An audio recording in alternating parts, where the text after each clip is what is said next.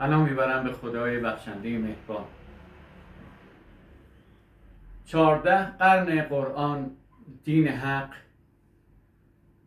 آینه روح انسان کامل، هدایت خدا، ولایت خدا بر انسان، دین فاطمه، دین علی، دین حسین علیه السلام، دین پیامبر و خاندان پیامبر بر ما نازل شد و ما مردم ایران فراتر از 1000 ساله در فروع دین مذهب هستیم به نام شیعه.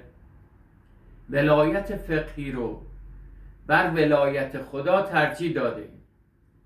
گرفتار اختلاف و عذاب و هلاکت و خشکسالی و نابودی ثروت کشور شد و این اختلاف به جهان کشیده شده، به سراسر جهان کشیده شده.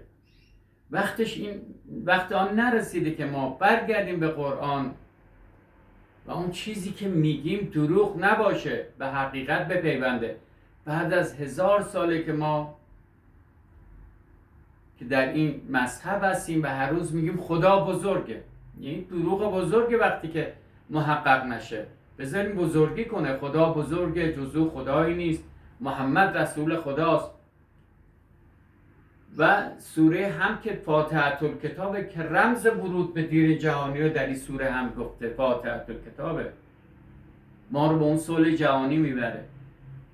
و سوره توحید که یکتاپرستی خود، ما اگر عمل نکنیم به این طبق آیه 59 سوره مریم میشه نماز ضایع دیگه. ما باید نمازمون ما رو نجات بده و ما ورود کنیم این خدای پیامبران رو بپرستیم.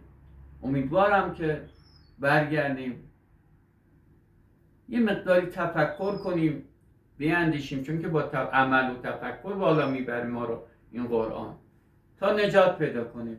یا حق.